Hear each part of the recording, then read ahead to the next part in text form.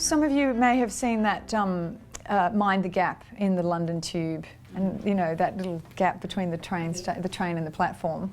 And what we're talking about with this tool, with Cherish the Gap, is trying to notice, become aware of where did the gaps go in our lives over the last 5 to 10 years.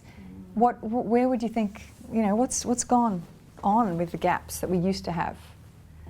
Filled by children. Phones, children, right? Yeah. So this is technology, this is life stage. Technology would be one, yes. Yeah. I think they're still there, we've just like learned to ignore them more. Right, yep. So we fill them up potentially.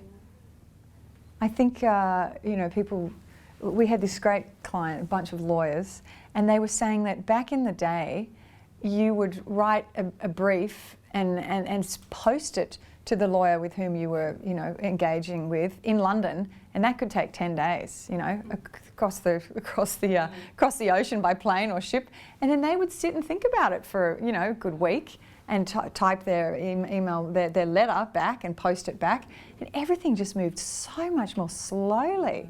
And now it's like, well, I emailed you last night at midnight, why haven't you replied at 7 o'clock in the morning? You know, so there's just the pace of life is through the roof.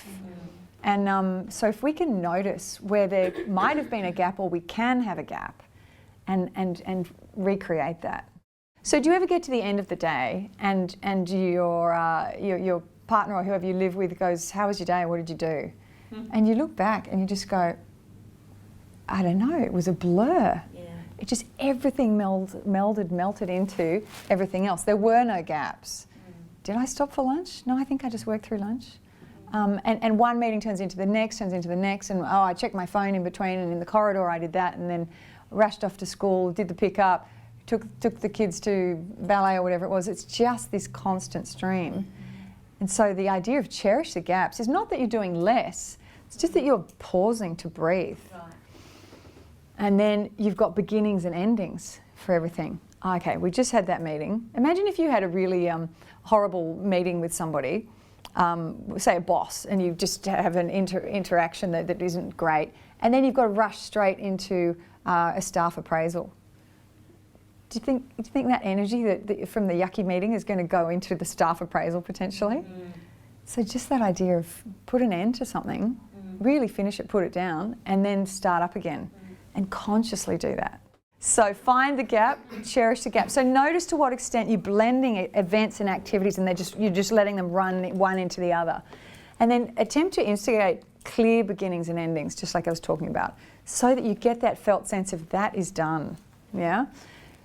By doing that, we're reintroducing a gap between each event. And what can be helpful is if you use this virtual locker system. So, you know, pretend you're back in the corridor at high school, or, you know, on the mountain skiing, and you've got your boot locker, and you just put what's unfinished from that last meeting into that locker and shut the door. And so you can mentally, you know it's there, and you can come back to it. But you're tucking it away for now so that you can give yourself some headspace for what's right in front of you next.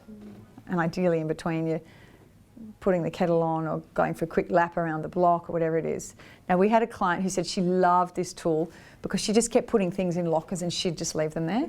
But actually you've really got to go back and take them out and finish them off. Okay. Yeah. So it's just a mental aid to help you compartmentalise things in your mind, really. Yeah. So that's the cherish the gaps.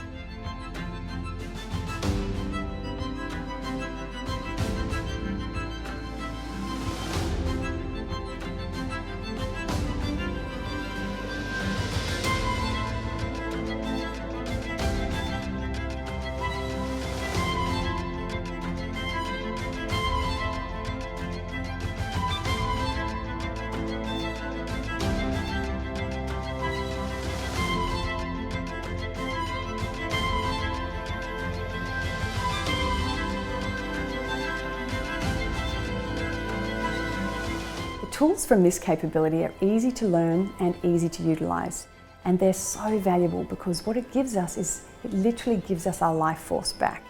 Otherwise we're just leaking energy in all those ways that we've identified and giving it away unconsciously What I also love about this capability is that you start to think about, where do I want to channel that energy? What are my special projects that I've been wanting to do for a long time? I hope you got there with those.